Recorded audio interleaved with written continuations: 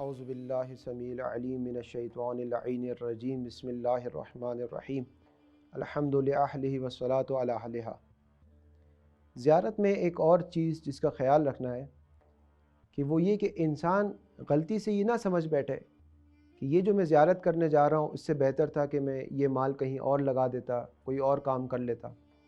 دیکھیں، جس میں انسانی میں ہر چیز کی اپنی حیثیت ہے۔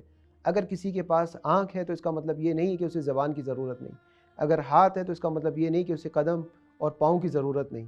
جس طرح جسم انسانی میں ہر چیز کی ایک ضرورت ہے، اسی طرح انسان کی زندگی میں بھی جامعیت ہونی چاہیے۔ پروردگار متعال نے جن چیزوں کو واجب قرار دیا ہے، جن چیزوں کو مستحب قرار دیا گیا ہے، جو چیزیں انسان پر فرض کی گئی ہے، جو ضروری قرار دی گئی ہے، وہ سب کی سب اس کی زندگی میں امپورٹنس رکھتی ہے اور سب کی سب ہونی چاہیے۔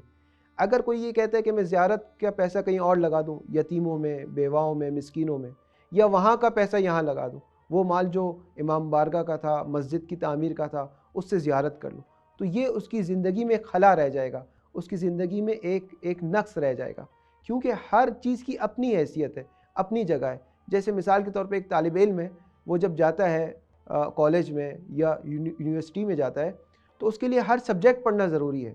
وہ سائنس بھی پڑھے گا، میتھمیٹکس بھی پڑھے گا، ہسٹری بھی پڑھے گا، جغرافی بھی پڑھے گا۔ اگر وہ کہے کہ نہیں میں صرف ایک سبجیکٹ پڑھتا ہوں، تو یونیورسٹی کے افراد کو کوئی مسئلہ نہیں ہے، اس کے وجود میں خلا رہ جائے گا، وہ ناقص رہ جائے گا، وہ کبھی بھی صحیح اور اچھا طالب علم نہیں بن سکے گا۔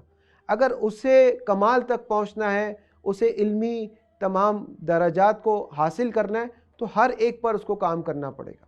اسی لیے آپ دیکھیں امام ہادی علیہ السلام سامرا میں تشریف فرما تھے کہ آپ مریض ہوئے، تو آپ نے ابو ہاشم جعفری جو کہ حضرت جعفر طیار کی اولاد میں سے تھے، آپ نے ان سے کہا کہ اگر سامرا میں کوئی بندہ تمہیں نظر آ جائے، کوئی مومن نظر آ جائے، تو ان سے کہیے کہ جا کے کربلا میں جائیں اور میرے لیے دعا کریں کہ میں شفا یاب ہو جاؤں۔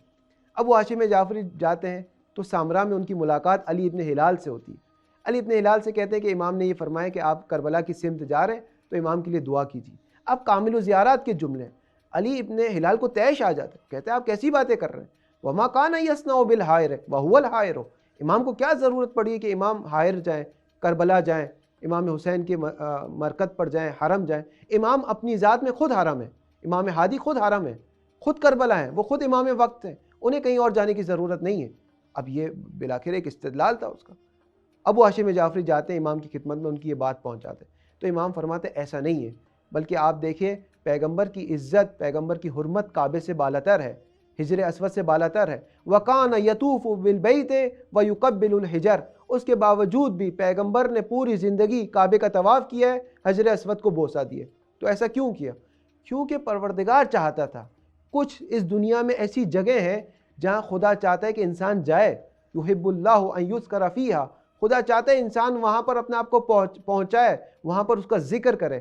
ان جگہوں میں سے ایک جگہ کربلا ہے کہ کوئی اور چیز نعم البدل نہیں بن سکتی۔ انسان کہے میں کربلا نہیں جاتا، کہیں اور چلے جاؤں، یہ نہیں ہے۔ خدا کی مشیت یہ کہ انسان کربلا جائے۔ اب انسان اگر اپنی مشیت کو خدا کی مشیت سے جدا کرنا چاہے تو یہ ایک اور بات ہے، ورنہ خدا چاہتے ہیں انسان کربلا جائے، ان یذکر فیہا، وہاں جا کر اس کو یاد کرے، اس کا ذکر کرے، امام کا ذکر کرے۔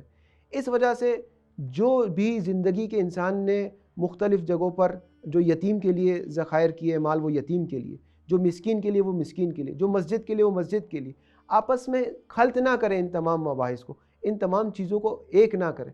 اسی لیے جو اہمیت کربلا کی ہے، زیارات کی ہے، وہ کوئی اور چیز اس کا نعم البدل نہیں بن سکتی۔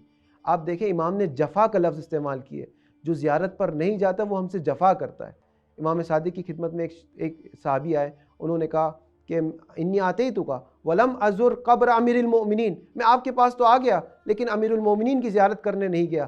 تو امام نے فرمایا بئس ما صنعت، کتنا برا کام کیا ہے تو نے، لولا انک من شیعتنا، اگر تو ہمارے شیعوں میں سے نہ ہوتا، ما نظرت الیک، ہم تم پر نظر نہ کرتے، ہم تمہیں دیکھنا گوارا نہ کرتے، اتنا برا کام کر کے آیا، امیر المومنین کی قبر کی زیارت کو چھوڑ کر آیا۔ پیغمبر نے بھی حضرت بلال کے خواب میں آ کر لفظ جفا کو استعمال کیا، اے بلال بہت وقت ہو گیا ہماری زیارت کو نہیں آئے، ہم پر جفا کر رہے ہو۔